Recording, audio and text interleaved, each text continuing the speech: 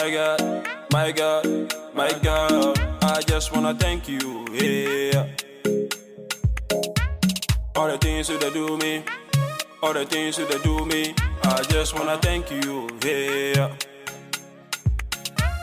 All the things you do me, all the things you do me. Shalom, shalom la famille, j'espère que tout le monde va bien et j'espère que le Seigneur vous a visité en cette année 2025 et que les grâces de l'Éternel ont déjà commencé dans vos vies. En tout cas, merci encore pour le soutien, merci pour les vidéos, merci pour les partages, merci en tout cas pour tout ce que vous faites, pour les commentaires, les conseils qu'on reçoit. Merci beaucoup, en tout cas, on apprécie. Aujourd'hui, c'est Real Talk Time. On va parler des sentiments de sécurité et d'amour pour un enfant différent. Mais avant tout, place d'abord à mon petit déjeuner, moment le plus important de la journée.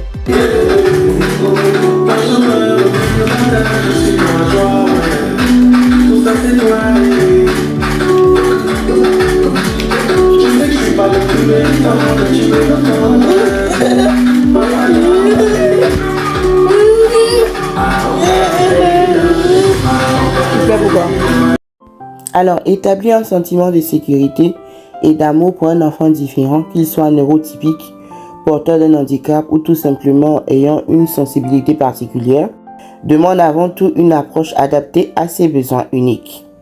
Donc, on peut aller sur une routine et prévisibilité, c'est-à-dire que l'enfant doit se sentir en sécurité.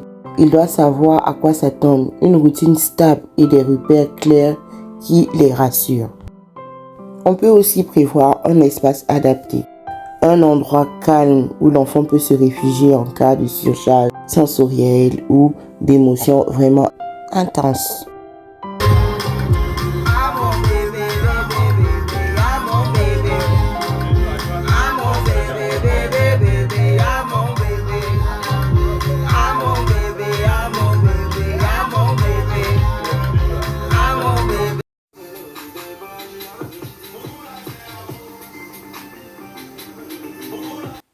Exprimer l'amour de manière adaptée, langage affectif personnalisé, des câlins, des mots doux, passer du temps ensemble, créer quelque chose ensemble, valoriser les forces de l'enfant, plutôt que se focaliser sur ce qui est différent ou ce qu'il ne peut pas faire, c'est-à-dire mettre en avant ce qu'il fait bien, ce qui le rend unique.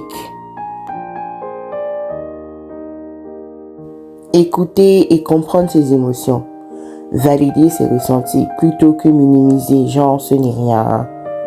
Reconnaître son émotion, je vois que tu es triste, tu veux en parler, ou mettre des mots sur l'émotion ou le sentiment qui l'anime. Ou encore adapter sa communication. Certains enfants ont besoin d'images, de gestes ou d'un langage simplifié pour mieux comprendre et exprimer leurs émotions. Et là, on vient à ma partie préférée. Lui donner des outils pour gérer le stress et l'inconnu. On pourra donc avoir recours aux techniques de relaxation comme la respiration profonde, les objets sensoriels ou encore de la musique apaisante. Mais il faut aussi préparer au changement, prévenir à l'avance et expliquer en douceur toute la nouvelle situation pour éviter des chaos de stress.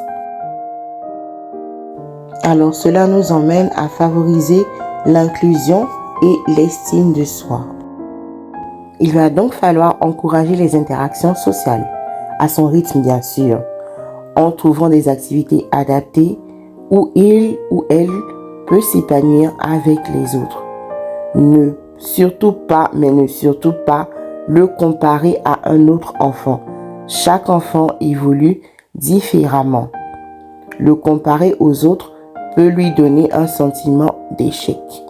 L'essentiel est que l'enfant ressente qu'il est aimé et qu'il est à sa place dans le monde et qu'il peut compter sur nous comme un refuge sûr. Seigneur, je prie que tout enfant dans ce monde qui a une différence ou une particularité se sente en sécurité dans tes bras d'amour. Amen.